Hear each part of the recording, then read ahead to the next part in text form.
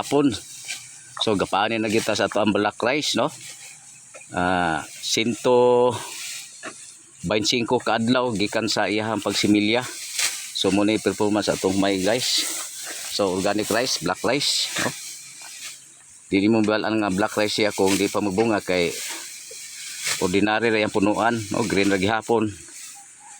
Hangtod siya yung pagbunga, green ra gihapon. Dayon ang iyang bunga iniguwa green gihapon siya pero inig ka hinog mo kun siya magitom siya, mo ni iyang bunga ito. So nani siya katagas, no? So taga dughan, no, tagas ug malubong kag lapok, tagalihog. So nani katagas guys, no. Milanggani kay naihapla gamay ra, no? So comment lang niya diha sa to ang kuan og maayo ba ni siya black rice, no, nga free chemicals.